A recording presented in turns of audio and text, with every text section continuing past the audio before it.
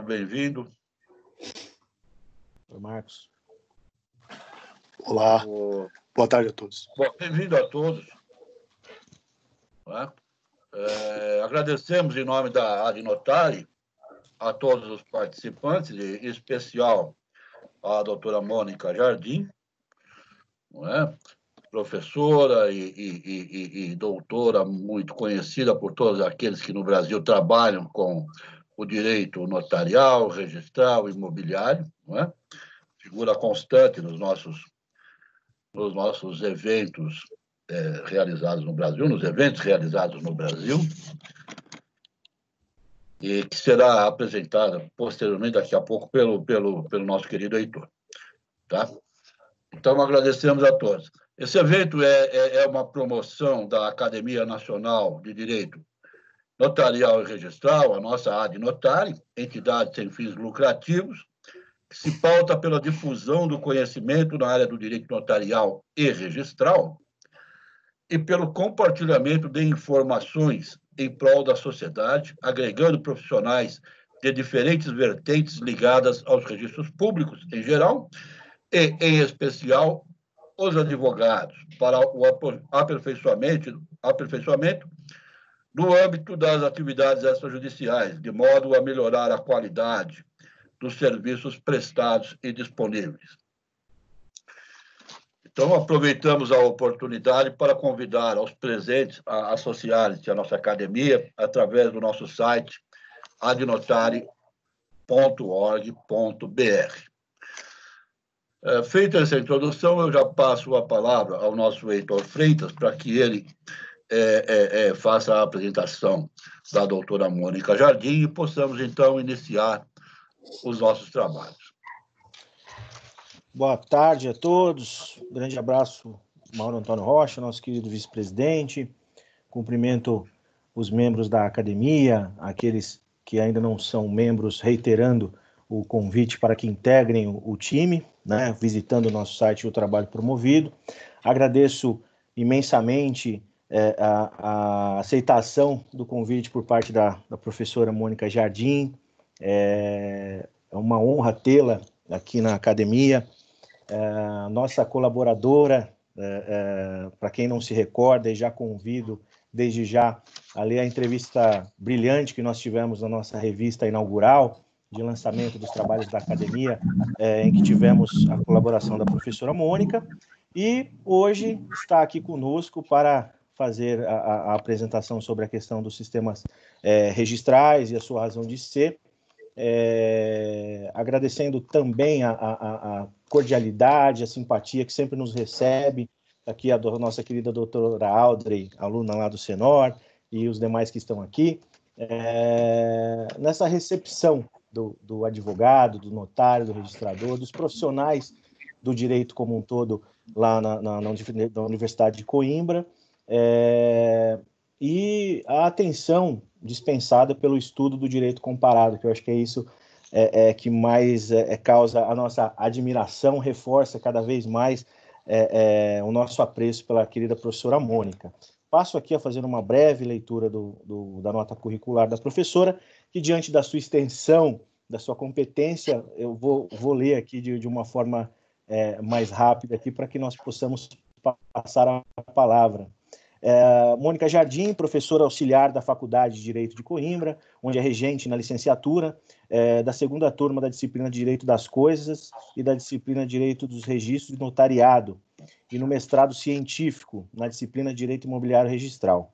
Mestre em Direito Civil, doutora em Direito Civil, coordenadora da equipe que elaborou o projeto do Código do Registro Predial e o projeto do Código Notariado no Cabo Verde, onde foram aprovados e se encontram em vigor, membro do Conselho do Notariado de Portugal, fundadora do Centro dos Estudos Notariais e Registrais, o CENOR, da Universidade de Coimbra, acadêmica da Academia Brasileira de Direito Registral e Imobiliário, da Academia Notarial Brasileira, membro do Conselho Editorial dos Cadernos do CENOR,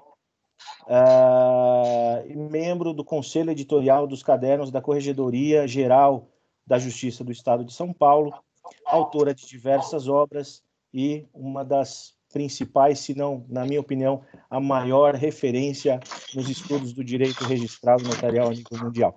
Agradeço e passo a palavra com muito entusiasmo para a querida professora Mônica Jardim. Muito obrigado. Boa tarde. É uma honra estar com a Ad Notarem. É uma honra estar com o Dr. Mauro Rocha, com o Dr. Heitor Freitas.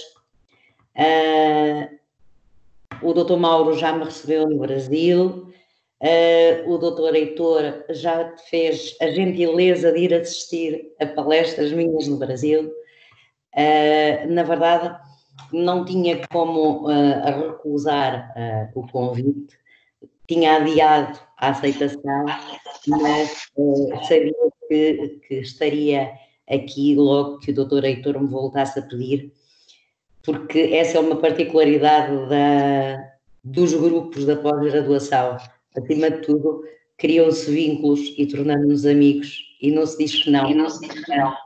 A pessoas amigas, e muito menos para uma causa tão nobre como a vossa e como desta academia.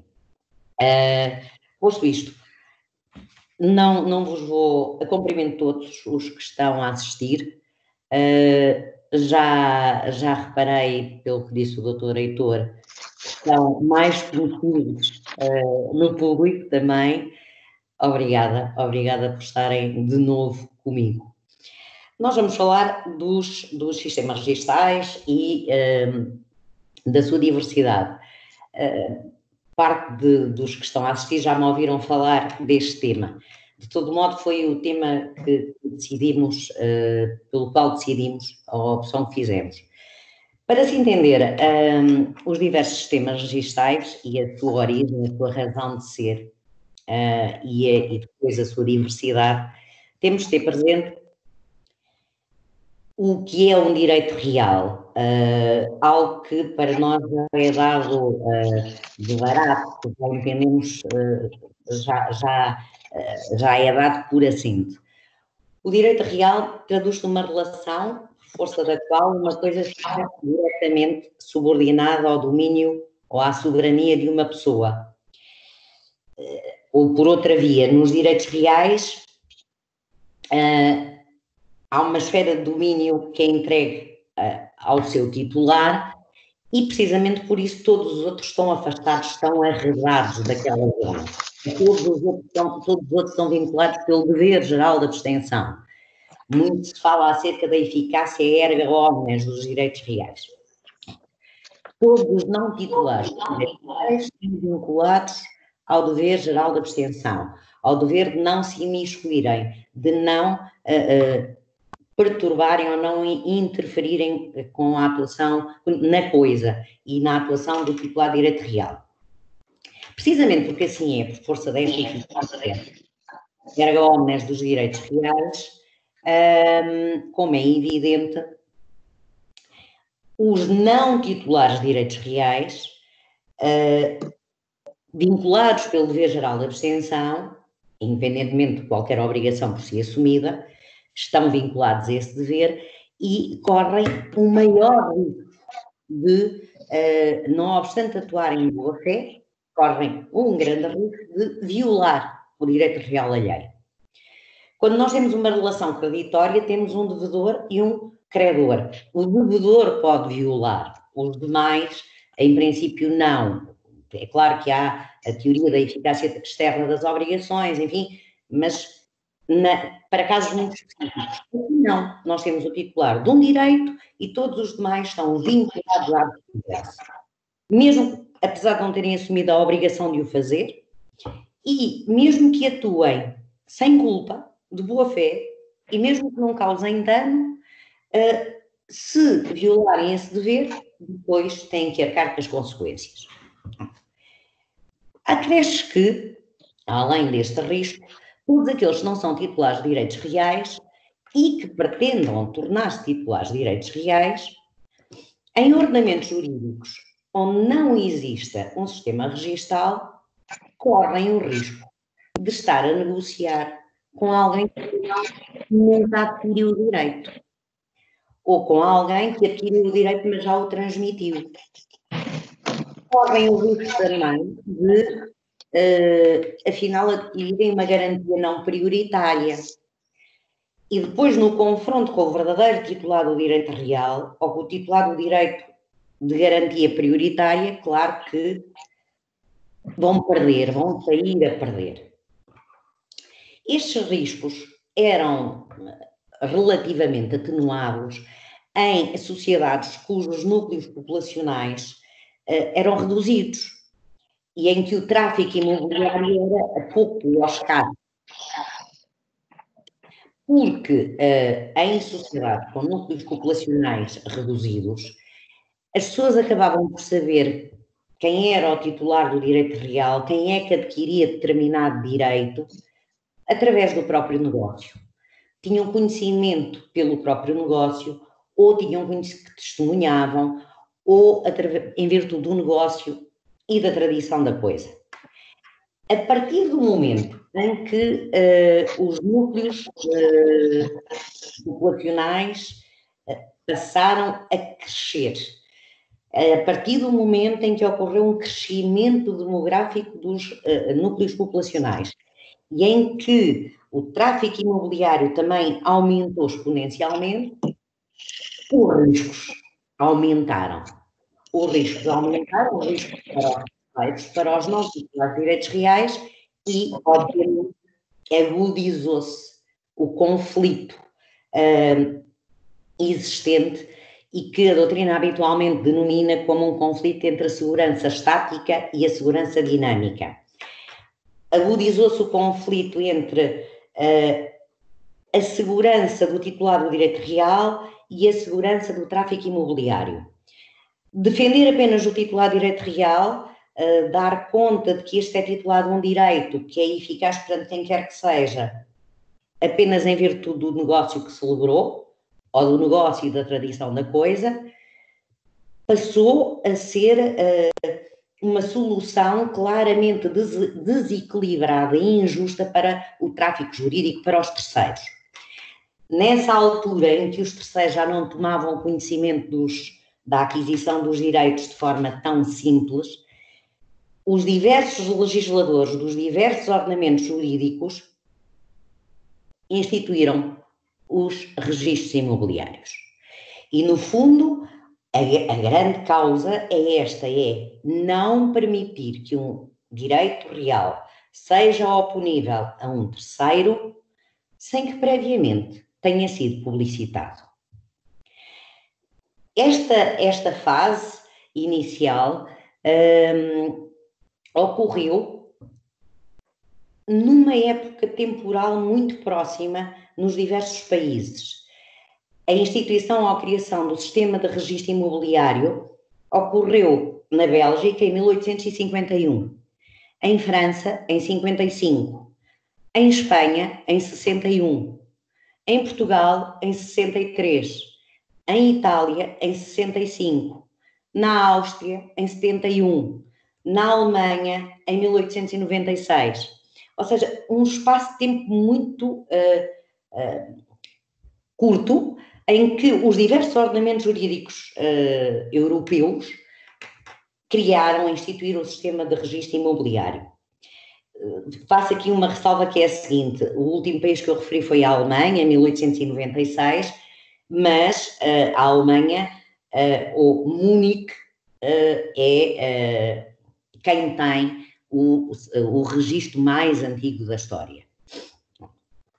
Isto para dizer que esta necessidade de criar o sistema de registro imobiliário foi sentida num período determinado, por razões determinadas, e no fundo o que o legislador destes diversos ordenamentos veio dizer foi: os direitos reais não podem ser oponíveis erga omnes como mera consequência do negócio ou do contrato e da entrega da coisa. É preciso algo mais. É preciso dar a conhecer a sua existência a potenciais terceiros. Nesta altura, os diversos legisladores tiveram que fazer uma das duas opções e fizeram-na. Houve legisladores que decidiram optar por dizer: muito bem, então os direitos reais não se constituem, não se modificam, não se transmitem, não se extinguem à margem do registro. se tiverem por objeto imóveis. Estamos a falar na hipótese dos imóveis, registro imobiliário sempre. Os direitos reais nada é alterado na relação jurídico-real à margem do registro.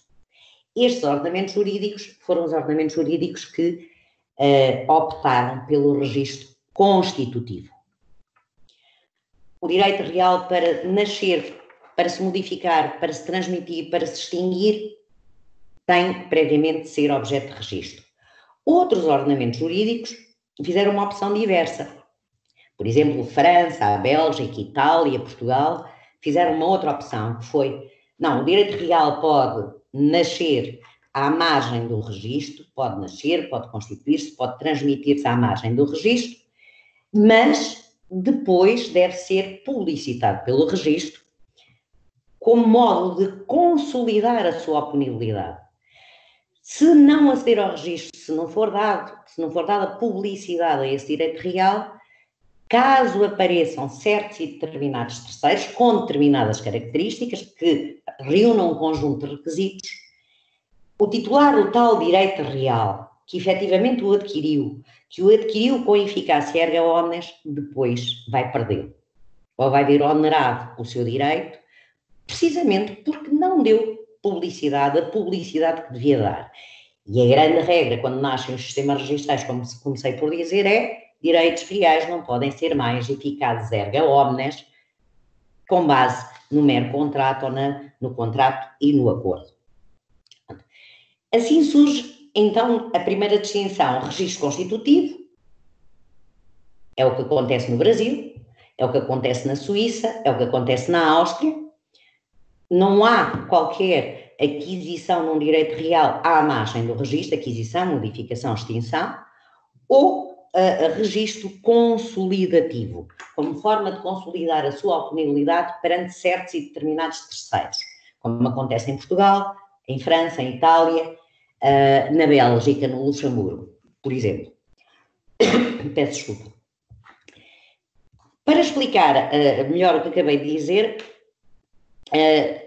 recordo que, por força desta opção, nós, quando pensamos na constituição, modificação, extinção de direitos reais, e retomando a terminologia romana, encontramos três sistemas de aquisição, modificação, extinção de direitos reais.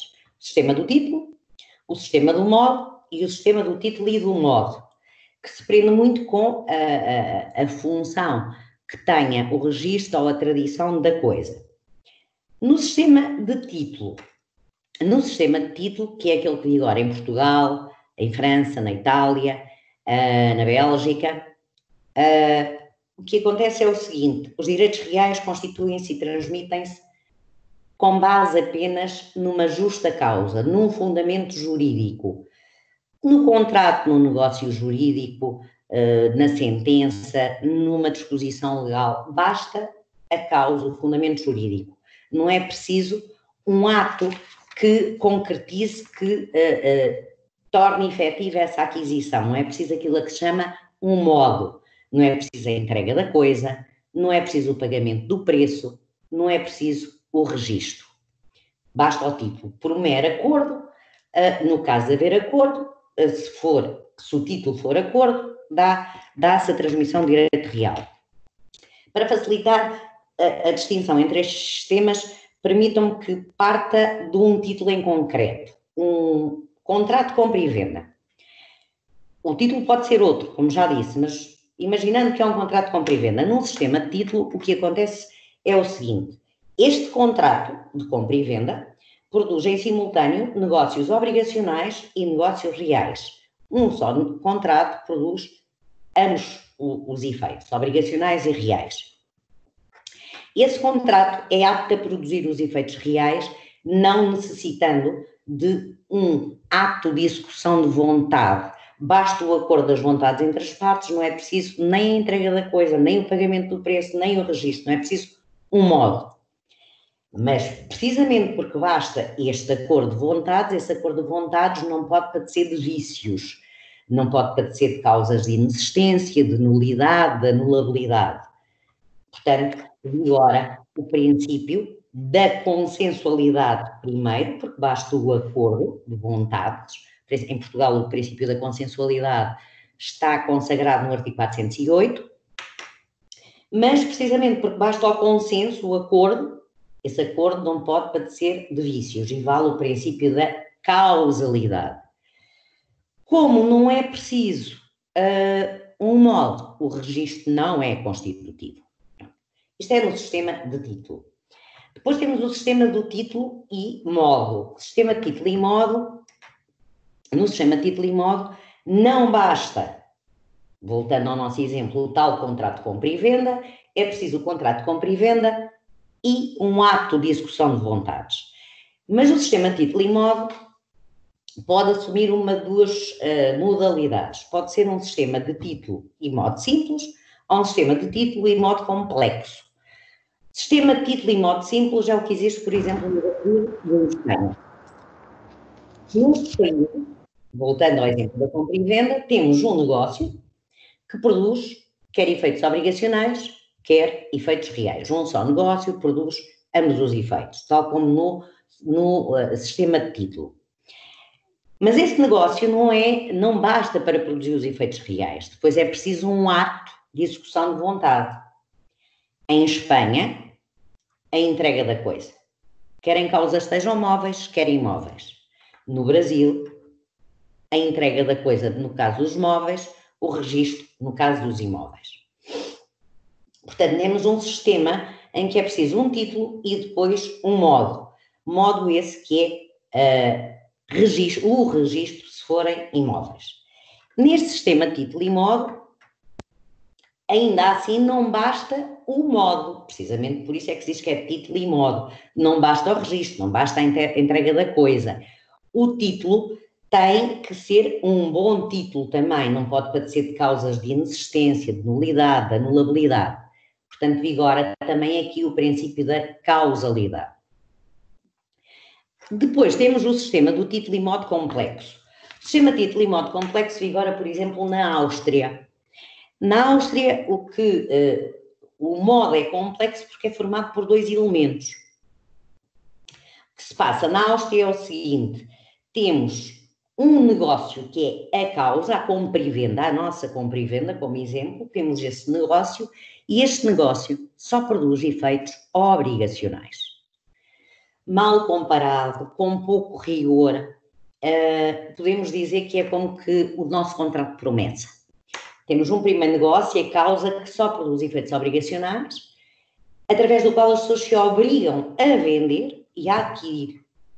E depois a seguir vem um modo complexo, porque é formado por um negócio real de disposição e pela entrega da coisa sem causas estiverem móveis ou pelo registro sem causas estiverem imóveis.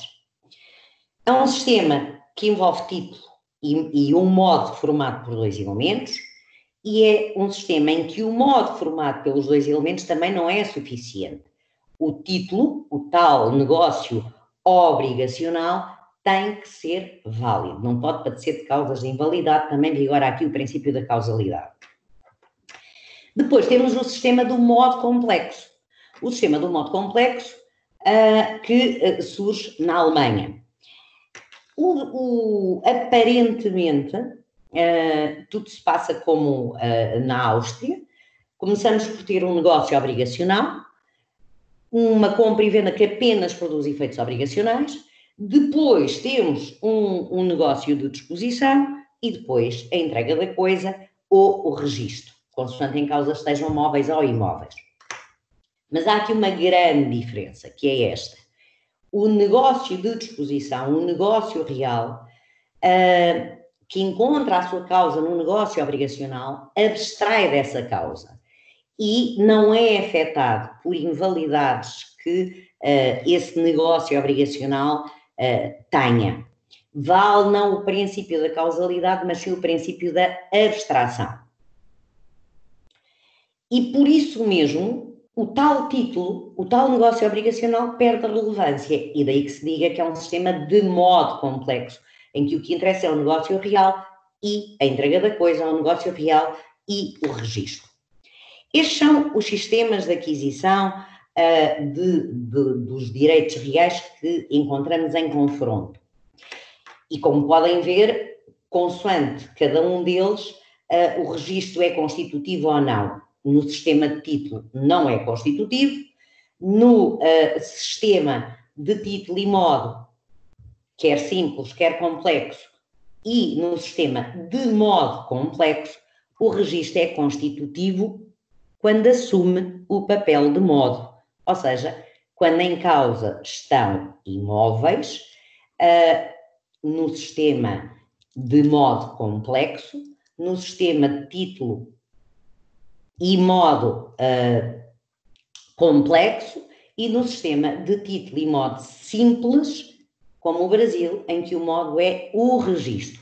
Já não em Espanha, que sendo um sistema de título e modo simples, o modo é sempre a entrega da coisa. Mesmo para os imóveis é a entrega da coisa. Pronto. Posto isto, cumpre fazer uma outra distinção entre sistemas registais, que são os sistemas registais que concedem uma tutela fraca a terceiros e uma tutela forte aos terceiros. O mínimo de tutela que qualquer sistema registal tem de conceder a um terceiro é a força negativa ou preclusiva, aquilo que se chama força negativa ou preclusiva do registro. O mínimo de garantia que um sistema registral concede ao terceiro é garantir-lhe que, se do registro não constar determinado facto, a aquisição do direito de propriedade, o usufruto, uma hipoteca a favor de alguém, então esse facto não ocorreu. Este é o mínimo de garantia. O terceiro não tem que se preocupar com factos que deviam ser publicitados pelo registro e que não o foram. Se eu estiver a negociar com A e eu não tenho que me preocupar em saber se o A já vendeu a B, se já constituiu um usufruto a favor de C ou uma hipoteca a favor de Y. Se não constar o registro, tais factos não ocorreram. Perante mim é como se não tivessem ocorrido. Podem ter ocorrido, mas não me serão oponíveis. Este é o mínimo de garantia que qualquer sistema registral concede. O que faz sentido, que é perfeitamente razoável, quando se tem em conta que na origem dos sistemas registrais teve a tal questão: os direitos reais não devem ser oponíveis perante terceiros, pelo simples facto de ter sido celebrado um negócio jurídico. É suposto criar um sistema que lhes dê publicidade. Nestes sistemas em que concedem este mínimo de garantia, o que está em causa é uma tutela fraca, porque apenas se garante que o conteúdo do registro é íntegro, é completo. Garante-se, obviamente, ao terceiro. Isto não quer dizer que a tal pessoa que tenha adquirido e não tenha registado o direito de propriedade, ou usufruto, ou outro direito real de gozo, não possa reagir perante o seu dante causa que voltou a vender ou que onerou. Estamos a dizer que estes factos são inoponíveis ao terceiro. Ao terceiro que tem que ter a garantia de que os factos que devem aceder ao registro lá estão. Se não estão publicitados pelo registro, perante si é como se não existissem.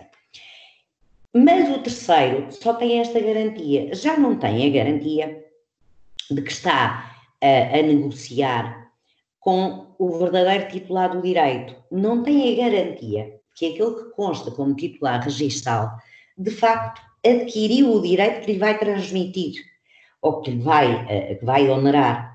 Não tem a garantia de que o seu causante, aquele que consta como titular registral, efetivamente celebrou um negócio que lhe permitiu a aquisição do direito. Pode perfeitamente ter acontecido é como quem diz, que afinal aquele que consta como titular registral tenha forjado uma escritura pública e depois tenha obtido o registro. Ou pode acontecer que aquele que consta como titular registal, afinal tenha participado de um negócio nulo ou anulável. E nesses casos, o terceiro não vai ser protegido perante a inexistência do facto aquisitivo daquele que consta como titular registal, perante a nulidade ou perante a anulabilidade do facto jurídico registado a favor da pessoa com quem está a negociar. E por isso se diz que estes sistemas asseguram ao terceiro que o registro é completo ou íntegro, mas não asseguram ao terceiro que o registro é exato. Se houver uma causa de invalidade, nulidade ou anulabilidade, ou uma causa de inexistência, e o verdadeiro titular do direito vier invocá-la, e se o negócio vier a ser declarado nulo ou anulado, o terceiro é atingido. Ou seja, num exemplo básico, suponham que A vende o imóvel a B, e B registra, e depois B vende a C. C é terceiro perante este negócio entre A e B. C confia que o B, titular registal, é o titular do direito. No entanto, o registro que concede uma tutela fraca não pode assegurar a C que o B participou de um negócio válido. Se este negócio foi celebrado entre A e B, for nulo ou for anulável e vier a ser declarado nulo ou anulado, o negócio celebrado entre B e C é nulo, porque se traduz num negócio a non domino. E, portanto, a tutela fraca concede uma garantia escassa ao terceiro, porque só lhe diz o registro é completo, os factos que devem aqui estar estão todos, e se não estiverem é como se não tivessem ocorrido perante si, mas não lhe garante que adquiriu daquele que era o verdadeiro titular do direito. Não lhe garante, não o protege quanto ou perante a inexistência, a nulidade ou a anulabilidade do facto jurídico da pessoa com quem está a negociar e que o registro anuncia como sendo titular registado. Este é o tipo de tutela que é concedido concedido pelo registro por França, Itália, Bélgica, Luxemburgo, Portugal e o Brasil também. É uma tutela fraca. Depois temos os sistemas de tutela forte. E quando estou a falar de sistema de tutela fraca e forte, é sempre do ponto de vista registal. Depois, do ponto de vista substantivo, já falaremos. Os sistemas de tutela forte, ao invés, garantem ao terceiro que tudo o que está no registro é correto, é certo, que que o terceiro nunca vai ser posto em causa. Garante-lhe não só que os factos que deviam ter ingressado no registro estão lá e apenas esses lhe são oponíveis, mas garante-lhe ainda que, se afinal a pessoa com quem negociou nunca tiver adquirido o direito, porque forjou a tal escritura que conseguiu registar, ou porque participou de um negócio nulo ou anulável, isso será irrelevante. O registro não publicitava a ação de nulidade, nem de anulação, o terceiro não será afetado. Isto não quer dizer, obviamente, que o titular do direito não possa reagir contra aquele com quem celebrou o negócio nulo ou anulável, mas o efeito da nulidade ou da anulabilidade não vão afetar o terceiro. Para o terceiro, e apenas para o terceiro, o registro não é só completo e íntegro, é exato. O que consta do registro, para o terceiro, é verdade. Imaginem, por exemplo, o seguinte: suponham que do registro consta a existência de um usufruto. E, afinal, o prazo do usufruto já decorreu, o usufruto já se extinguiu. E não foi feito o cancelamento do usufruto.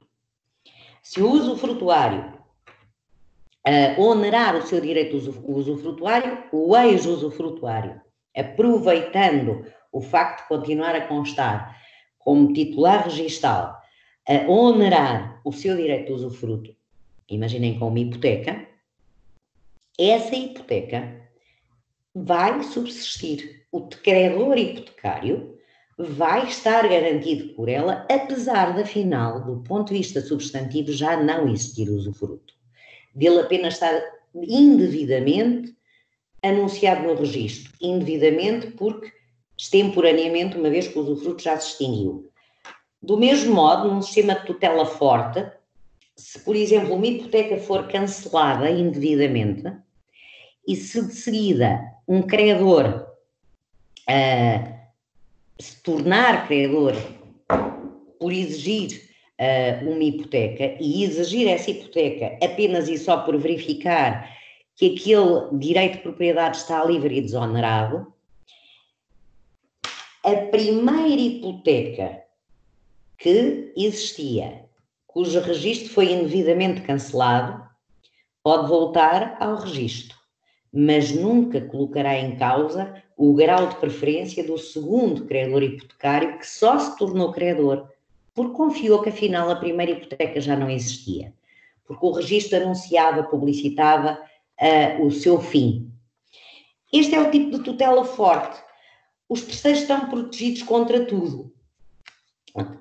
Este tipo de tutela forte é aquele que existe em Espanha, na Suíça, na Áustria, na Alemanha. O tipo de tutela, ou esta tutela forte, supõe sempre que, ou só é concedida a um terceiro que adquira titular registal, que esteja de boa fé e que registre. Estes são pressupostos idênticos em todos os países que concedem a tutela forte. Ser terceiro perante o vício, adquirir de titular registal, porque é suposto confiar no registro, o registro dá esta tutela a quem confia nele e também registar. Depois há diversidades em cada um dos sistemas, nem todos os requisitos são iguais, há outros requisitos e nem todos são iguais. Por exemplo, há países onde apenas se protege o terceiro que adquira com base em negócio jurídico. É o que acontece em Espanha, é o que acontece na Alemanha. Já não terceiros que adquiram, por exemplo, no âmbito de uma ação executiva. Outros países tutelam o terceiro, qualquer que seja a causa da sua aquisição. É o caso da Áustria, é o caso da Suíça. Depois, nos países em que se exige negócio jurídico para o terceiro ser tutelado, ou aquisição por negócio jurídico, a maioria protege o terceiro, quer tenha adquirido a título gratuito ou oneroso, mas, por exemplo, Espanha exige onerosidade. O terceiro só é protegido se tiver adquirido a título oneroso. Depois, ainda, o outro requisito é a boa-fé. Todos exigem boa-fé, mas a boa-fé não é a mesma em todos os ordenamentos jurídicos. A Áustria e Suíça são mais exigentes, exigem boa-fé em sentido ético. Os outros países, boa-fé em sentido psicológico ou subjetivo. Depois há ainda outra diferença muito importante.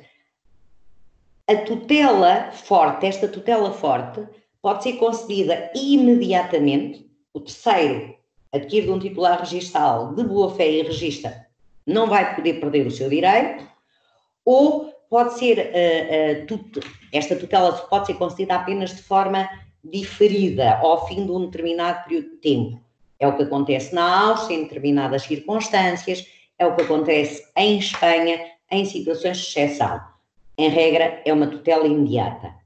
Depois, esta tutela forte é tanto mais forte quanto menos ónus ocultos existam e possam prevalecer perante o terceiro.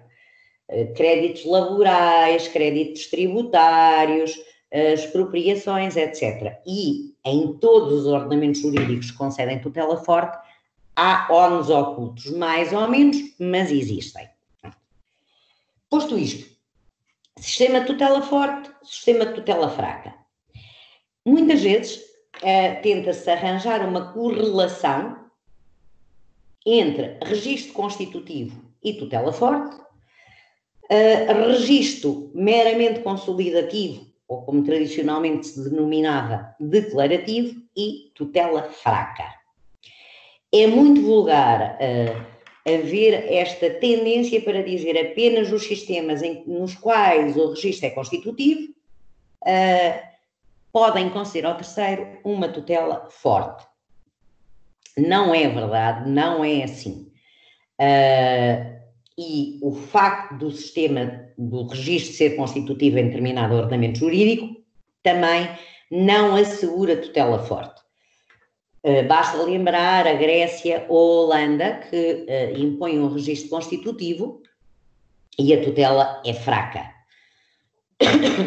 Basta lembrar o Brasil, tem um registro constitutivo e não tem a tal tutela forte em todas as dimensões que eu acabei de expor dos outros países. Por outro lado, numa perspectiva diferente, basta lembrar a Espanha, que não tem registro constitutivo e concede tutela forte. Portanto, a correlação entre registro constitutivo e tutela forte inexiste. Não é verdadeira, não se pode criar este tipo de correlação. Na verdade, para haver tutela forte, é imprescindível que o sistema tenha um conjunto de características e é imprescindível que o legislador faça essa opção. Uma das características que começo por salientar e depois já adiantarei as demais é estar consagrado o princípio da legalidade em sentido rigoroso. Apenas os ordenamentos jurídicos que consagram o princípio da legalidade em sentido rigoroso como controle não só da forma, mas de fundo da valia formal e substancial dos títulos, podem conceder uma tutela forte. O registro só pode garantir o terceiro de tudo o que nele consta, assegurar que o que lá está é exato se o registrador fizer este controle da valia não só formal como substancial. Há países em que o controle da legalidade é apenas um controle da valia formal. Há anos brincava-se dizendo que em Itália, se fosse apresentada a um conservador uma carta de amor com a forma de escritura pública, o conservador tinha que efetuar o registro, porque só tinha que controlar a forma. E é verdade, em Itália, em França, na Bélgica, no Luxemburgo, o princípio da legalidade é muito restrito. O controle que se faz é apenas da valia formal, não da valia substancial. Precisamente porque assim é, nestes países nem sequer funciona a presunção da titularidade do direito. Não se presume que o direito existe e que pertence àquela pessoa. O conservador não controla a valia de fundo, de substância, e, portanto, depois o registro não gera a presunção de que o direito existe e que pertence ao titular inscrito. Isto assume a sua relevância porque, muitas vezes, os notários têm tendência para dizer que não faz sentido o controle do conservador, do registrador, quanto à valia substancial do título, porque o próprio notário já fez esse trabalho. É evidente que sim, que o notário faz, mas faz noutra perspectiva, faz pelo interesse das partes. O registrador faz pelos terceiros. E a verdade é esta, se o registrador não fizer esse controlo, depois não há como retirar do registro nem sequer presunções. Então, perante isto, vejamos quais são as características que conduzem a uma tutela forte. A generalidade da doutrina faz ainda uma distinção. Na verdade, a generalidade da doutrina não distingue entre sistemas que consagram uma tutela forte e sistemas que consagram uma tutela fraca. Falam, isso sim, de sistemas de registro de documentos e sistemas de registro de direitos. A maioria da doutrina faz esta distinção, porque diz o seguinte: a tutela fraca ou forte não pode ser analisada sozinha, separadamente, depende de todo o sistema registral e de um conjunto de características. E, portanto, divide os ordenamentos ou os sistemas registrais em sistemas de registro de documentos, sistema de registro de direitos. Qual é a grande diferença entre os dois sistemas? No sistema de registro de documentos, de acordo com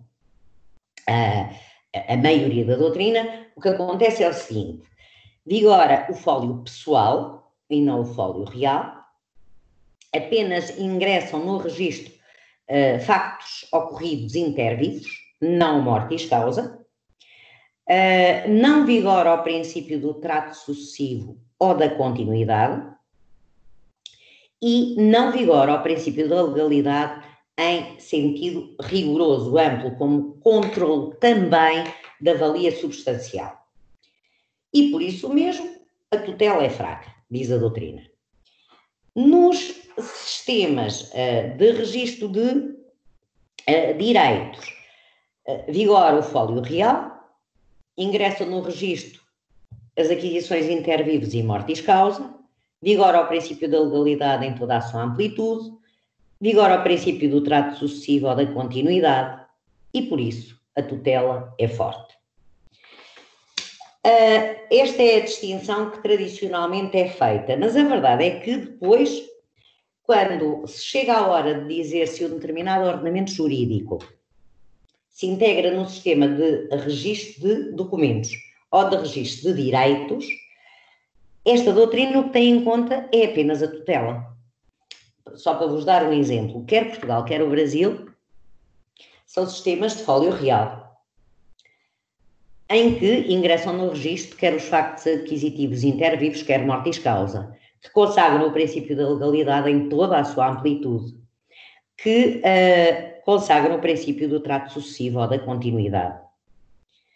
Mas como concedem uma tutela fraca, quando se fazem estudos a nível internacional, os nossos dois países, inevitavelmente, são apresentados como países onde está consagrado um sistema de registro de documentos. Ora, nós prefazemos as diversas características, não concedemos é a tutela forte. Então, se o que mais leva é a tutela ser fraca ou forte, parece mais curial, mais sério, fazer a distinção entre os sistemas pela tutela fraca ou pela tutela forte. Qual é a causa desta tutela? Como é que se estabeleceu, como é que se chegou a esta solução de ser uma tutela forte ou fraca? Para mim parece-me bastante claro que um ordenamento jurídico que não consagra as características que acabamos de ver, fólio real, todos os factos jurídicos intervivos e mortis causa acederem a registro, princípio da legalidade em sentido rigoroso, princípio do trato sucessivo, qualquer ordenamento jurídico que não tenha estas características não pode conceder uma tutela forte. Isso parece-me evidente. No entanto, parece-me que a tutela forte não é uma consequência destas características apenas. É até a causa dessas características. O legislador parou, pensou e decidiu. O legislador, na maioria dos ordenamentos jurídicos, fez uma opção clara por uma tutela fraca ou por uma tutela forte ou fraca.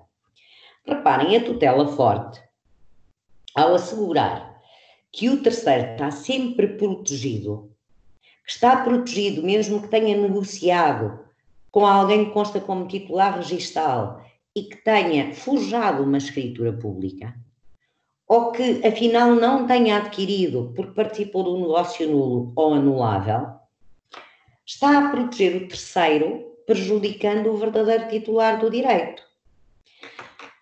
Concretizando, se o bem pertence a A, se o B forja uma escritura e consegue passar a constar do registro como proprietário, e se o B vende ao C, e se o sistema dá uma forte tutela, ou concede uma forte tutela a terceiro e diz o bem é seu, quem ficou a perder foi A, o verdadeiro proprietário, que acaba por ser prejudicado com aquela escritura forjada por B e para tutelar o C.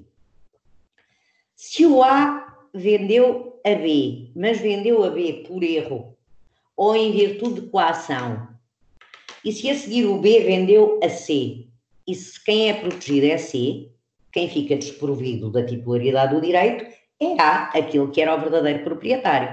Portanto, isto é um equilíbrio tem que ser atingido de forma fina. E o legislador fez a sua opção. Por exemplo, em França, em meados do século XIX, o legislador francês, com debates no Parlamento, decidiu não abrir exceções ao princípio do nemo plus iuris. E, portanto, o terceiro é sempre afetado por qualquer nulidade ou anulabilidade anterior ao ato em que participou. Em Itália, o legislador também resolveu não conceder uma tutela forte do ponto de vista registal, mas conceder outro tipo de tutela do ponto de vista do direito civil. Em Itália, para se proteger os terceiros, a revogação não tem efeitos retroativos, a resolução também não, nem todos os terceiros são afetados pela nulidade e pela anulabilidade, etc. E depois ainda há outros países, como Portugal, em que o legislador fez esta opção. Consagrou todas as características que habitualmente são identificadas como as típicas de um sistema de registro de direitos, mas depois não concedeu a tutela forte, porque seguiu o caminho italiano. O Código Civil Português de 1967 foi muito influenciado pelo Código Italiano e, do ponto de vista do direito civil, concedeu-se tutela a terceiros. O registro só dá uma tutela fraca aos terceiros, mas depois o direito substantivo tem uma série de preceitos em que protege o terceiro. Protege-se o terceiro adquirente de boa-fé do simulado adquirente, protege-se o subadquirente de boa-fé e a título oneroso do adquirente de um devedor no caso de fraude a credores, protege-se um terceiro adquirente de boa-fé e a título oneroso perante um negócio anterior nulo ou anulável. O terceiro não é afetado pela eficácia retroativa da nulidade e da anulabilidade. Protege-se um terceiro que adquira na vigência de uma hipoteca que esteja do cancelamento de uma hipoteca. Se a hipoteca for reinscrita, o terceiro não é afetado na sua prioridade. Ou seja, o legislador português optou, em 67, por conceder tutela aos terceiros através do direito substantivo e não através do registro. As hipóteses que puxam a lei de tutela de direito substantivo nunca podem ser havidas como verdadeira tutela forte do ponto de vista registal, por uma razão tão simples quanto esta. O terceiro não é protegido por ter adquirido de um titular registal. Pode ter adquirido quem nem constava do registro. Portanto, o terceiro não tem que ter confiado do registro. E daí que eu afirmo que, apesar de todos estes artigos, em Portugal há uma tutela fraca, tutela registal fraca, não do ponto de vista substantivo. Se me perguntarem o que é melhor, uma tutela forte ou uma tutela fraca? Tutela forte. Entre a tutela forte, tutela registal forte e a tutela concedida pelo direito substantivo, qual é melhor? A tutela registal. É mais objetiva, é mais clara, é mais límpida, os critérios são os mesmos em todas as circunstâncias. No entanto, a verdade é que não se pode avançar com um sistema de tutela forte, com uma proteção tão ampla como aquela que eu vos descrevi, sem previamente eliminar eventuais problemas, eventuais obstáculos que existam no ordenamento jurídico e que criem incerteza e insegurança sobre a titularidade dos direitos. Se com facilidade se conseguir obter um registro com base numa falsa usucapião extrajudicial, como acontece em Portugal. Se com facilidade se conseguir registar um bem como pertencente à massa da herança de determinada pessoa e afinal esse bem não pertencer a essa pessoa, ao morto ou decujus, mas há alguém que está vivo e que nunca se preocupou em registar, como acontece em Portugal. Se não houver cadastro, enquanto não forem superados um conjunto de problemas, um conjunto de obstáculos, é uma temeridade avançar para a tutela forte. A tutela forte é a melhor, a tutela forte é aquela na qual se deve pensar, é aquela que o legislador pela qual deve optar, mas de forma ponderada, de forma racional. Primeiro tem que eliminar os obstáculos existentes, porque sempre que se tutela o terceiro, está-se, entre aspas, a expropriar o verdadeiro titular do direito, está-se a expropriar o proprietário. E por isso mesmo, os sistemas que concedem uma tutela forte só o fazem porque sabem que vão ter que a conceder poucas vezes, ou seja, têm um sistema bem organizado, bem articulado e sabem que a tutela vai ser concedida poucas vezes. Se a tutela forte for concedida muitas vezes, o sistema entra em colapso. Um sistema de tutela forte tem que funcionar como uma seguradora. Só cobre o risco quando o risco é escasso, quando o risco é pouco, quando vai pagar poucas vezes o prémio. E, portanto, quer Portugal, quer o Brasil, quer os outros sistemas que não consagram uma tutela forte, devem caminhar para lá, mas de forma cautelosa. E devem caminhar para lá quando o puderem fazer, quando o legislador eliminar os vícios de sistema existentes. Obrigada, desculpem ter demorado tanto tempo. Fico a aguardar questões ou intervenções.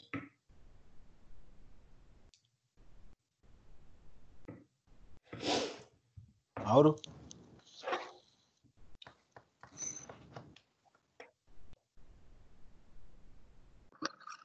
Muito bem, bastante esclarecedora a manifestação da doutora Mônica, né? Eu fiz aqui algumas anotações, principalmente em relação às tutelas, né? Forte e fraca, as diferenças. E, aparentemente, não sei se entende bem, a doutora Mônica demonstrou uma tendência, talvez uma opção pela tutela fraca. É isso mesmo, doutora Mônica? Entendi bem? Não. Não. A minha opção é para a tutela forte, desde que previamente sejam eliminados obstáculos que existam em cada ordenamento jurídico. Eu, na pós-graduação e nos alunos de registro e do notariado da graduação, costumo usar uma expressão que não é mais académica, digamos assim, mas costumo dizer o seguinte, diz tudo. A tutela forte não é para quem quer, é para quem pode. E para isso o ordenamento tem que estar bem blindado. Não podemos admitir, por exemplo, que haja uma falsa invocação do usucapião, subsequente registro e venda. E que o adquirente fique imediatamente protegido. Quando sabemos que as falsas invocações do usucapião são muitas. Primeiro teríamos que eliminar esse obstáculo. Ou então teríamos que dizer que aquele que adquire de quem invoca o usucapião extrajudicial não é protegido imediatamente. Ou seja, é preciso criar mecanismos que permitam que a tutela forte efetivamente funcione, mas não funciona toda a hora, sob pena de eclodir o próprio sistema. Ok. Eu não sei como veio o doutor Heitor essa questão, mas eu que convivo aqui no Brasil, não é? Com essa bagunça generalizada, bagunça jurídica generalizada, às vezes eu tenho uma certa dificuldade de compreender uma tutela forte, uma tutela definitiva, não é? Que não possa ser contestado. Então, isso me preocupa um pouco. Mas, de toda forma, é evidente que o direito imobiliário merece uma proteção bastante eficaz, não é? Da Justiça e do Estado. O equilíbrio entre a defesa do proprietário e a defesa dos terceiros tem que ser feito aos poucos e em função não só da realidade jurídica, mas da realidade social. Por isso eu digo muitas vezes, não vale, é bom ter conhecimento de direito comparado, para depois sabermos aplicá-lo à nossa realidade. Não vale a pena importar soluções, porque são diferentes, as realidades são outras, quer do ponto de vista social, quer do ponto de vista económico, quer jurídico, e, portanto, é bom conhecer as soluções para adaptar ou não, mas não importar imediatamente. Se o Dr. Mauro sabe também como eu, que quando ouvimos colegas, por exemplo, colegas espanhóis, fazem uma defesa acérrima da tutela forte, sem dizer é preciso primeiro eliminar obstáculos, é preciso primeiro criar segurança. E isso não pode ser assim. Sim, perfeito. Heitor? É. Bom, parabéns, professora, pela brilhante exposição, né, esclarecedora, digna de uma academia de estudo de direito tributário registral, né? Na verdade, me surgem algumas questões aqui. Na verdade, são 3. Prometo ser breve, até para liberar para os nossos colegas aqui no chat despertarem as curiosidades acerca do sistema. Mas a primeira delas é justamente essa...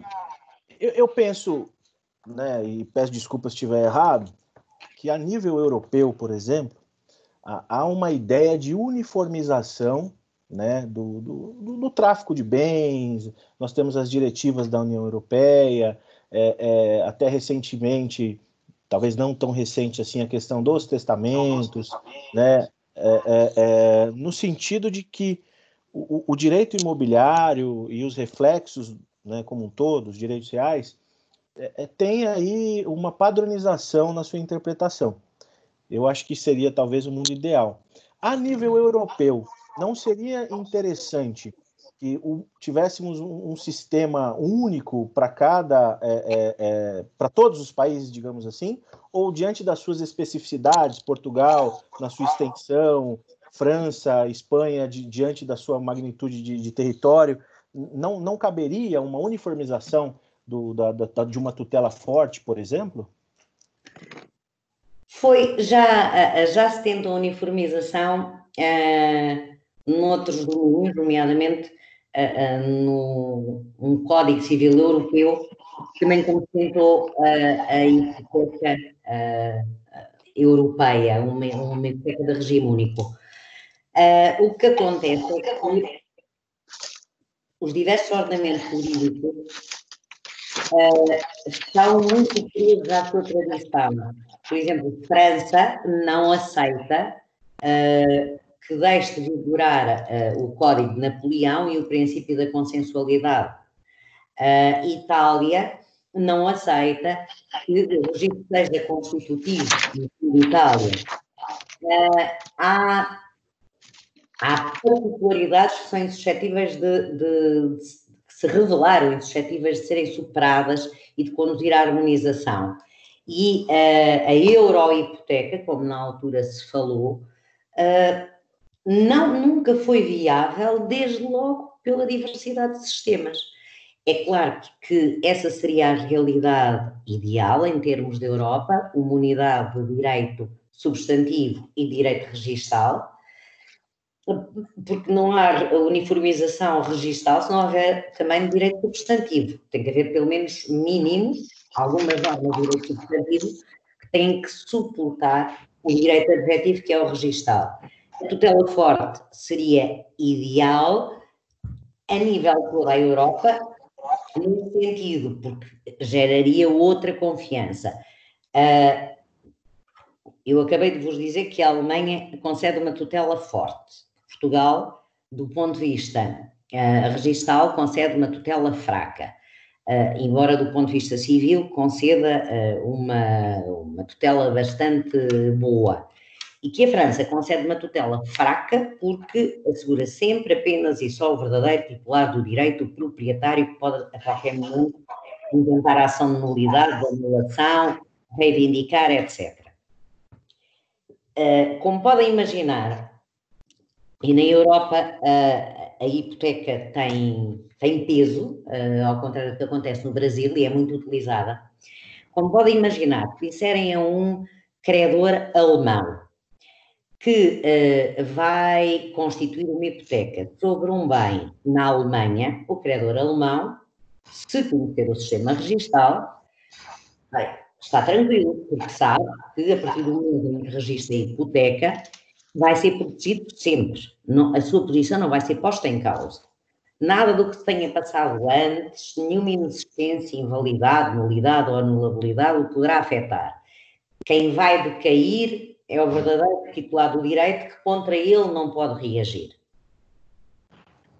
Esse mesmo credor alemão, se lhe disserem para se tornar credor hipotecário de um bem situado em França, quando souber que o sistema registral francês concede uma tutela fraca, ou lhe concede uma tutela fraca, e que vai proteger ao verdadeiro proprietário, como é evidente, o tal credor alemão vai dizer, não, então não quero um bem que se situa na Alemanha. É claro que isto cria disparidades em termos de mercado imobiliário, e é claro que uma uniformização seria o ideal, mas estamos muito longe disso, sem dúvida nenhuma.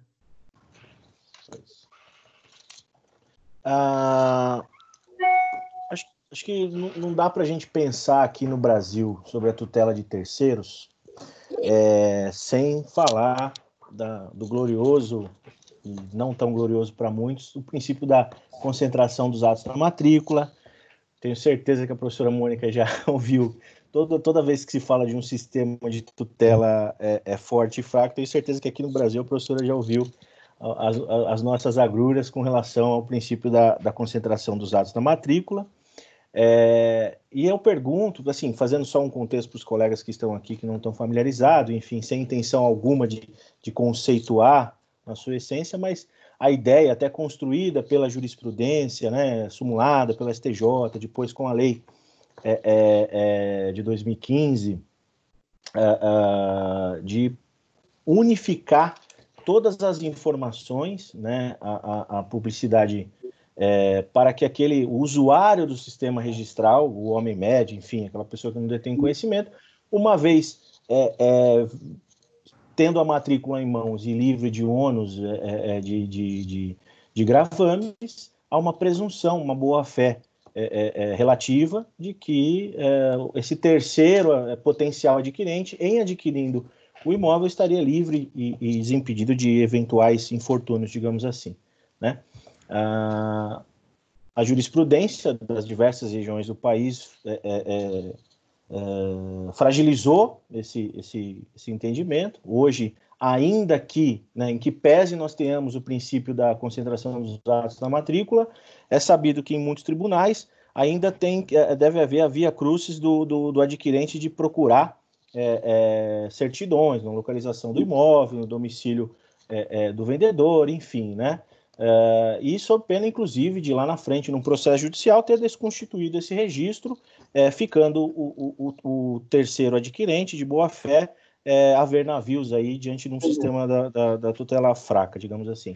A pergunta que eu faço tentou o legislador, né, quando instituiu o princípio da concentração dos atos na matrícula, professora, tentou ele encaminhar a tutela forte? Existem sistemas que têm leis nesse sentido, agiu bem, né? Como que a senhora interpreta essa vontade do legislador na época? Creio que sim. Repara, na verdade, o princípio da concentração não era verdadeiramente necessário no Brasil se dissesse os factos sujeitos a registro são estes e tudo o que possa pôr em causa a sua titularidade tem que aceder ao registro. Ou seja, se entendesse a inscrição registral em toda a sua amplitude, depois não era preciso o princípio da concentração para vir dar essa concretização. Foi precisamente porque já havia o problema de não se estar a ver o princípio da... Brandelli diz isto mesmo, o princípio da inscrição registral já traz em si aquilo que depois trouxe o princípio da concentração. A verdade é que, como não havia este entendimento muito claro por parte dos tribunais, começou a surgir a ideia do princípio da concentração. Eu lembro-me na altura, o grande dinamizador da altura do princípio da concentração foi o Dr. Lamana Paiva, do Rio Grande do Sul. E ele bateu-se fortemente por isso, porque a ideia era dar uma maior tutela, assegurar que tudo o que não estivesse no registro não podia ser oponível. A verdade é que se já dissesse claramente uma ação de nulidade que não está registada não pode ser oposta a terceiro, uma insolvência, uma falência que não esteja registada não pode ser oposta até determinado momento.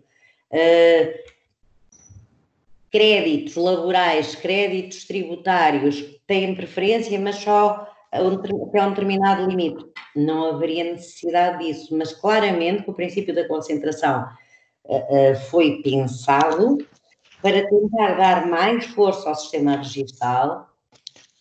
Eu lembro-me de uma vez a falar com o Dr. Lamana Paiva e dele me dizer que queria tudo o que tivesse relevância jurídica no registro, que tudo o que tivesse a ver com os imóveis devia estar no registro, e depois brincando dizia, na verdade só não quero a cor da minha casa. Mas a ideia era mesmo tudo o que tenha relevância deve espelhar o máximo possível para depois os tribunais também não poderem vir dizer mas o terceiro podia estar desavisado, podia desconhecer. A tendência foi para aí, claramente. Agora, tanto quanto sei, o princípio da concentração também não está a ter a adesão dos tribunais ou o reconhecimento que devia ter, portanto.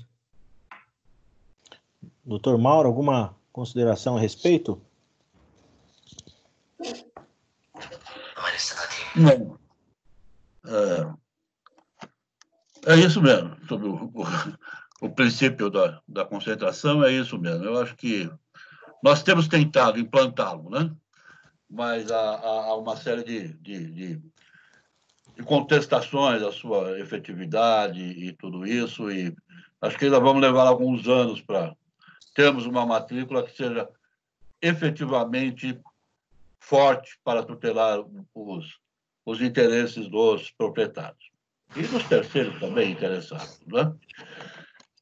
Bom, eu gostaria de passar a palavra aí para o pessoal participante, ver se alguém tem alguma questão a colocar.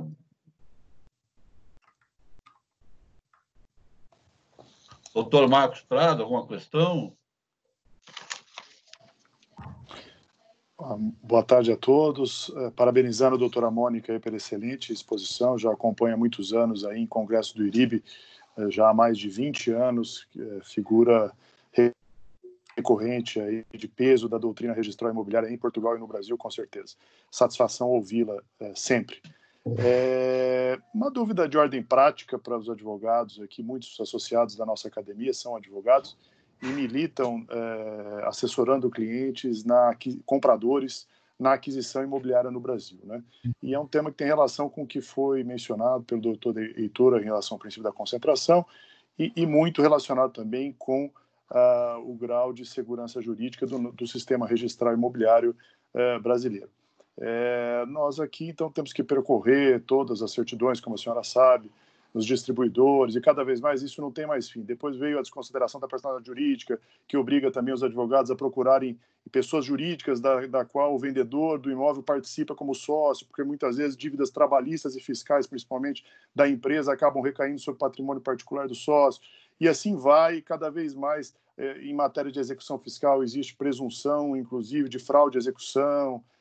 Cada vez mais a insolvência, riscos de insolvência quando a vendedora é pessoa jurídica, e, na verdade, ao invés de caminharmos por um sistema mais simples e mais seguro, a sensação que nos dá é que cada vez mais são mais documentos necessários na auditoria legal, no processo de due diligence, e cada vez mais é difícil ao advogado atestar a plena segurança jurídica e ausência de risco na aquisição imobiliária. Eu gostaria de saber como isso se dá, de ordem prática mesmo, o processo de aquisição imobiliária, como se dá a due diligence, qual é o escopo típico de uma auditoria no direito português, né? Uma vez ouvi que, por exemplo, os passivos e dívidas do vendedor de imóvel, existe um sistema unificado que é possível consultar em relação ao vendedor. Então, eu gostaria, ou se também há uma pluralidade de certidões que devem ser pedidas e estudadas pelo advogado em nome do vendedor para testar risco de eventual fraude, execução, fraude contra credores e dívidas do vendedor, ou se o sistema é mais simples, né? Se esse processo de prévia auditoria legal para a aquisição do imóvel e também que permita ao tabelião de notas, a lavratura da escritura e ao oficial o registro da transmissão da propriedade plena. Quais são os documentos aí, em linhas gerais, que se pesquisa e que se estuda em Portugal? Por gentileza, professora. O processo é mais simples, sem dúvida, cá, porque, imagino, por exemplo, no caso de fraude ao credor, que nós chamamos de ação de impugnação pauliana, um terceiro, adquirente de boa-fé e a título oneroso, alguém que adquira do adquirente do devedor, digamos assim, um subadquirente do adquirente do devedor, desde que tenha adquirido de boa-fé e a título oneroso, não é atingido. Portanto, já a aquisição onerosa e de boa-fé já é o bom caminho, é um das tais normas do direito civil que acabam por proteger o terceiro. Em termos de insolvência, também são os marcos da prioridade registral são extremamente relevantes. Em termos de ações, o terceiro está protegido em princípio, desde que adquira de boa-fé e a título oneroso, por exemplo, perante uma ação de nulidade ou de anulabilidade do negócio anterior àquele em que ele participou, desde que a ação não esteja registrada quando adquire. São as tais normas que eu referi de tutela de direito civil que acabam por facilitar. Depois, do ponto de vista de certidões, quando há, no fundo, o que se tem que fazer é apenas isso, só saber se o bem está inscrito ou não está inscrito a favor do devedor, em termos de execução ou de aquisição, e se pretender adquirir, está inscrito, não está em vigor um registro de uma ação de nulidade, de anulação, de uma ação de fraude a credor, etc., então pode adquirir. É muito mais simples. De qualquer forma, tem que ter em conta o seguinte, é que Portugal tem menos território que Pernambuco. É muito pequeno. Por outro lado, é um Estado único, não são vários Estados, não são vários tribunais, a estrutura judiciária também é diversa e, portanto, é tudo mais simples desde logo por aí. Um dos problemas com que os advogados também se confrontam é que podem ter uma decisão do corregedor que depois é posta em causa pelo juiz que está a decidir o crédito laboral ou de caráter fiscal. Aqui isso não se coloca. Portanto, a realidade é muito diferente, de facto. Agora, que o vosso grande problema, neste momento, está a passar pelo princípio da concentração levado a sério e aplicado à fraude aos credores, ou à ação de fraude, isso claramente. E em termos de certidões, o problema também é geral e não se prende apenas com o registro imobiliário. Eu lembro-me de há uns tempos atrás falar com um colega em matéria de direito ambiental.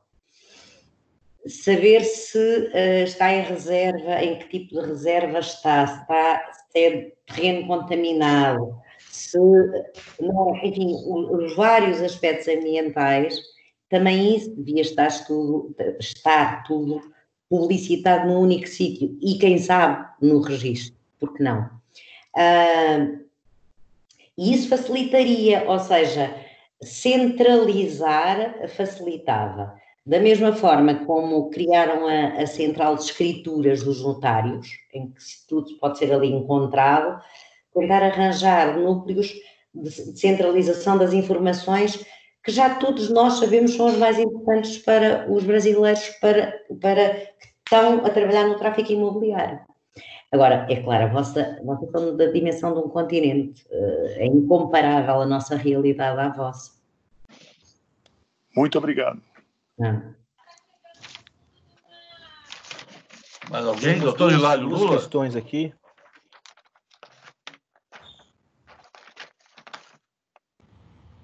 Mauro, temos duas questões aqui no chat. Posso ler? Pode, claro. Doutor Eduardo Rocha Nunes formula a seguinte questão, professora. Doutora Mônica, o Brasil passa por um processo de desburocratização, desfazendo-se das práticas de segurança, como o reconhecimento de firma em determinados requerimentos e documentos. Como você vê essa alteração? Em comparação às práticas portuguesas, que sabemos lidar com a questão de desburocratização há mais tempo, estamos caminhando para uma melhoria?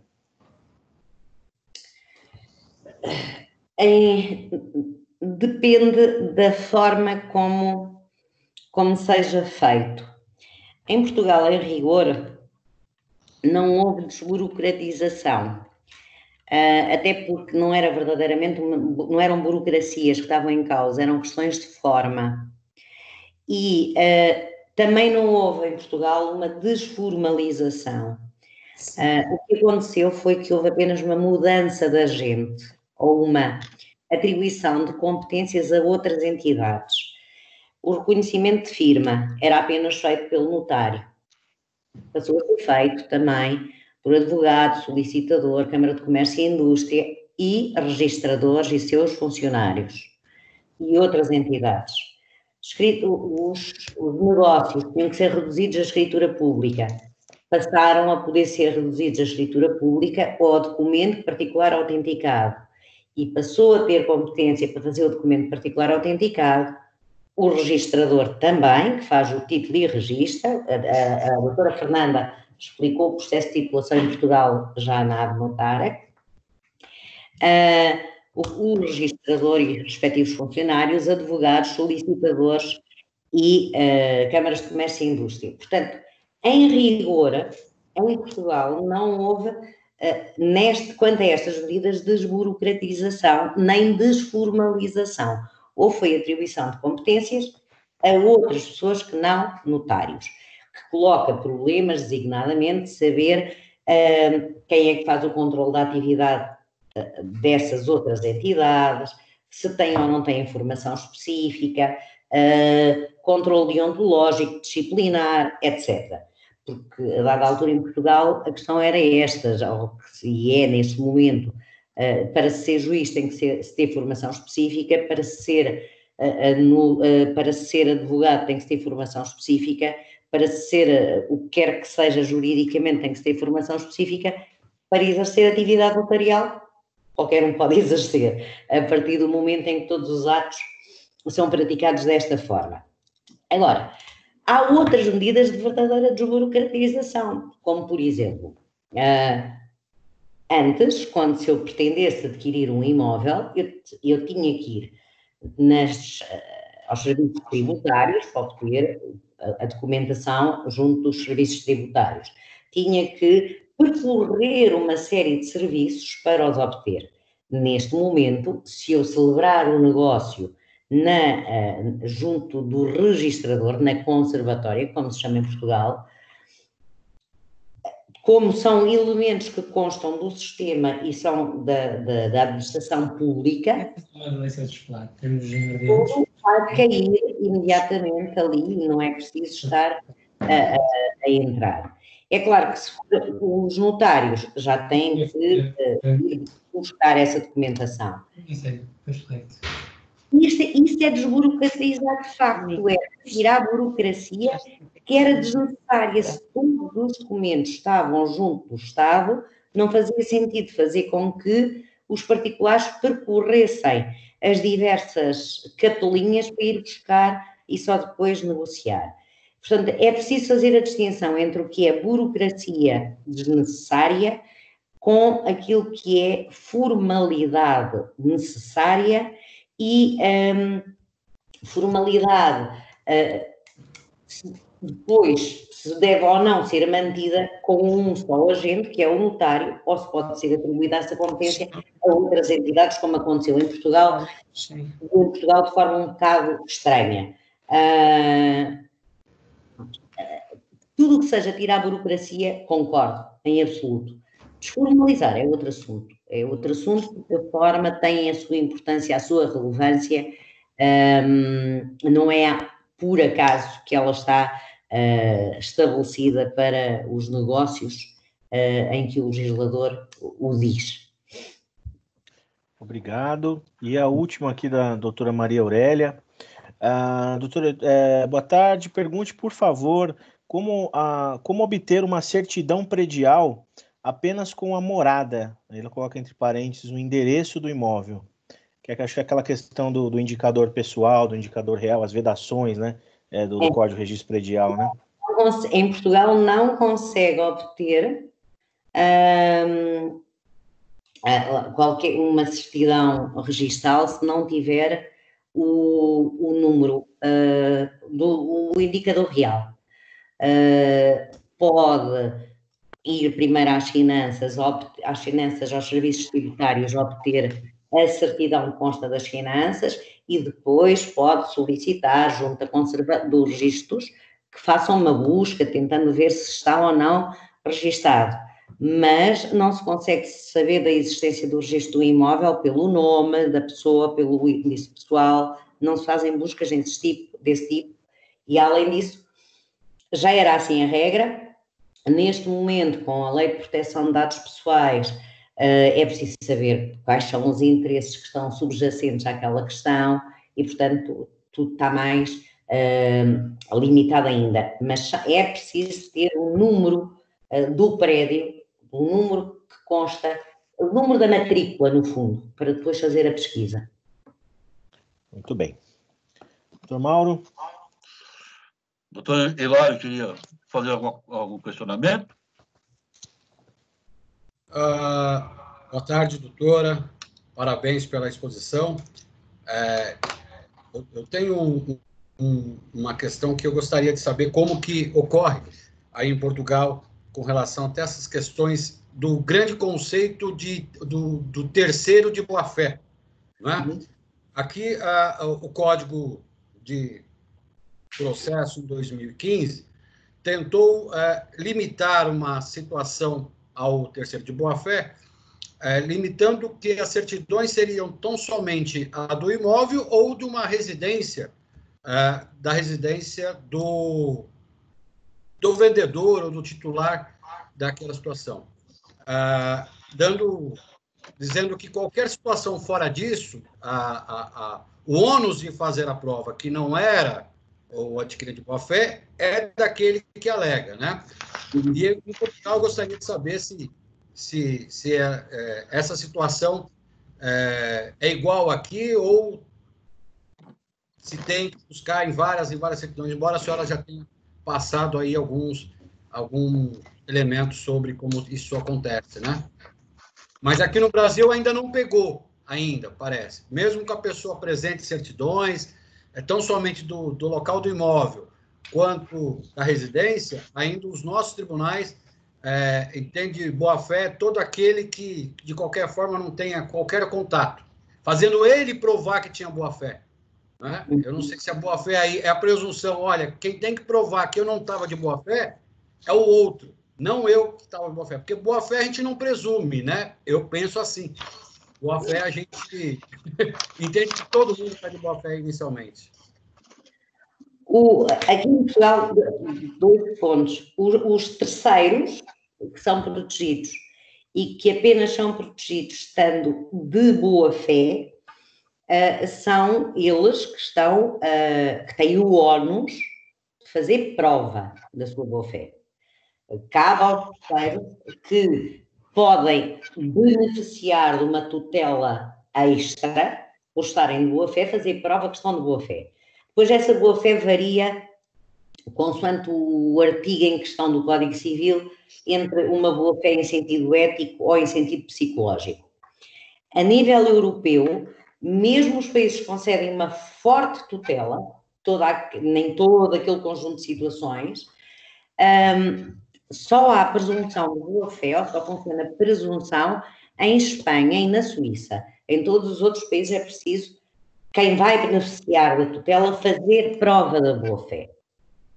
E, portanto, de facto, a grande regra, com exceções, como já disse, na Espanha e na Suíça, é que quem vai beneficiar da tutela vai ter que provar todos os requisitos, incluindo a boa-fé. Se o outro requisito for a onerosidade, provar que adquiriu a título oneroso. Fazer prova.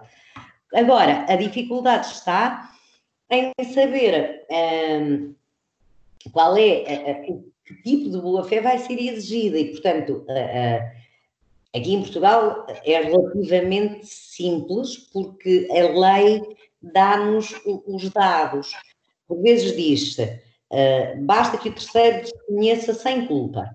Portanto, boa-fé em sentido psicológico subjetivo. A maioria das vezes o terceiro tem metade de boa-fé.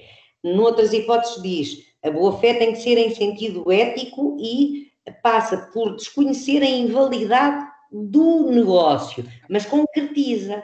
O problema aí no Brasil, parece-me a mim, é que não se diz quais são os dados que têm que ser provados para ser havido como de boa-fé. Não se fixa um elenco de aspectos que têm que ser provados para que depois se seja havido de boa-fé. E assim abre-se a porta para que o judiciário possa vir dizer mas falta este, mas está de má-fé por causa disto. E há sempre algo mais a aparecer quando não são elencados. Não sei se era isto que o Dr. Hilário esperava da minha resposta, mas ou se tem mais alguma dúvida. Sim, era exatamente isso. Agradecido pela resposta e era exatamente isso que eu estava na dúvida, como acontecia isso. Obrigado, doutora. É a questão do homem médio, né?